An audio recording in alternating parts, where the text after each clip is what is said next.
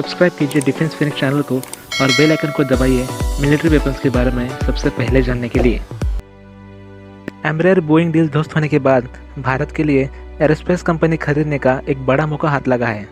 पिछले हफ्ते बोइंग, जो कि एक अमेरिकी एरोस्पेस कंपनी है, और एम्ब्रेयर, एक ब्राज़ीलियन एरोस्पेस कंपनी, के बीच एक मल्टी बिलियन डॉलर्स का सौदा बोइंग की तरफ से खारिज कर दिया गया है। हमारे देश को एक एयरक्राफ्ट मैन्युफैक्चरिंग कंपनी को खरीदने का एक बड़ा मौका हाथ लगा है। एचएल के former chief R K. Tyagi ji ने एक लेटर इंडियन गवर्नमेंट को भेजा है, जिसमें उन्होंने ब्राज़ीलियन कंपनी एम्ब्रेयर एरोस्पेस को खरीदने की बात की है। आपको बता दें कि ब्राज़ील के एम्ब्रेयर कंपनी के एयरक्राफ्ट हमारा देश खरीदता है और ये मिलिट्री एयरक्राफ्ट भी बनाता है। ये लाइट ट्रांसपोर्ट एयरक्राफ्ट भी बनाता है और मीडियम वेट ट्रांसपोर्ट एयरक्राफ्ट भी बनाता है। इस एयरक्राफ्ट मैन्युफैक्चरिंग कंपनी में बोइंग ने हिस्सेदारी खरीदने की बात की थी, लेकिन अभी उन्होंने इस डील से खुद को बाहर कर लिया है। और अगर हमारा देश इस कंपनी में हिस्सेदारी खरीदने की कोशिश करता है और हम इस कंपनी के 51% स्टेक्स खरीदते हैं, तो ये हमें सिर्फ 1.1 बिलियन डॉलर्स की कीमत में पड़ेगा। और वही बोइंग इस कंपनी के शेयर्स 4.2 बिलियन डॉलर्स पर खरीद रही थी।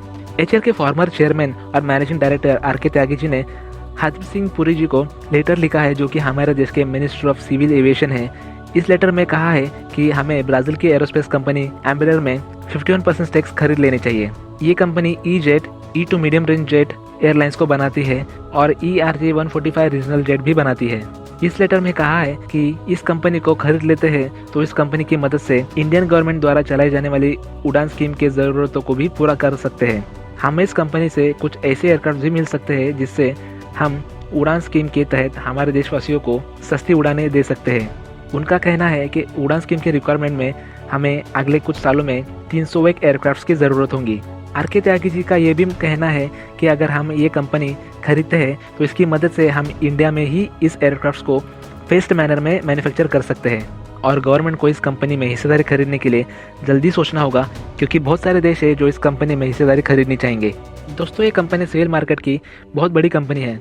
ये एयरबस और बोइंग के बाद तीसरी सबसे बड़ी सिविल मार्केट की कंपनी है।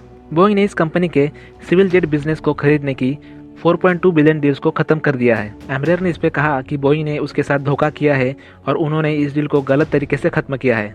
तकरीबन 2 सालों तक बातचीत करने के बाद इस कंपनी में 80% हिस्सेदारी खरीदनी थी और इस डील को 4.2 बिलियन डॉलर्स पर वैल्यू किया गया था। लेकिन अब उनके पीछे हो जाने के कारण इस डील की वैल्यू बहुत ज़्यादा कम हो गई है और उसकी वैल्यू 1.1 बिलियन डॉलर्स की बताई जा रही है। बोइंग एम्ब्रेयर के साथ मिलकर एक जॉइंट वेंचर के तहत इस कंपनी के C-390 मिलिट्री ट्रांसपोर्ट एयरक्राफ्ट को बेचना था। अब इस डील से पीछे हटते हुए अमेरिका की बोइंग कंपनी ने ये कहा है कि वो एम्ब्रेयर C-390 एयरक्राफ्ट को इंटरनेशनली मार्केट करती रहेंगी। इस एयरक्राफ्ट को मार्केट करने के लिए 2012 में एक डील साइन की थी। हमारे लिए इस कंपनी में इन्वेस्ट करना बहुत ज़रूरी है।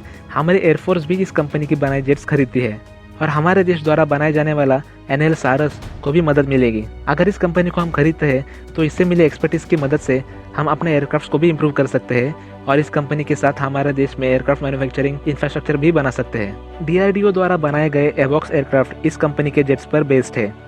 इसी कंपनी के एयरक्राफ्ट पर DRDO के एवॉक्स को लगाया गया है। इसी कारण ये कंपनी हमारे देश के लिए इतनी ज़्यादा ज़रूरी हो जाती है।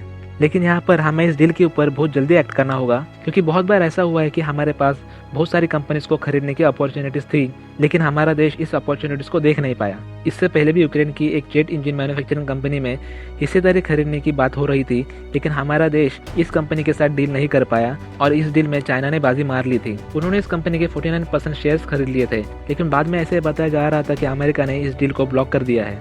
अगर इस कंपनी में चाइना इतनी जल्दी हिस्सेदारी खरीद लेता तो चाइना को इस कंपनी में चेंजेस करने के भी हक मिल जाते और वो इसका CEO भी अपॉइंट कर सकता। बताया जा रहा था कि यूक्रेन की गवर्नमेंट नहीं चाहती थी कि उनकी ये टेक्नोलॉजी बाहर जाए और उनकी कंपनी देश से बाहर जाए, और अमेरिका भी नहीं चाहता था कि चाइना को ऐसी टेक्नोलॉजी मिले जो जेट इंजन मैन्युफैक्चरिंग कर पाए, क्योंकि चाइना उनका एक कॉम्पिटिटर देश है। तो इसलिए उन्होंने इस डील को ब्लॉक करने के लिए कदम उठाए हैं। तो दोस्तों, आप भी कमेंट सेक्शन में बताइए कि आपको क्या लगता है इस डील के बारे में और क्या भारत को ये डील करनी चाहिए। अगर आपको ये वीडियो पसंद आया हो तो लाइक और शेयर करना ना भूलें और हो सके तो सब्सक्राइब भी कर लेना।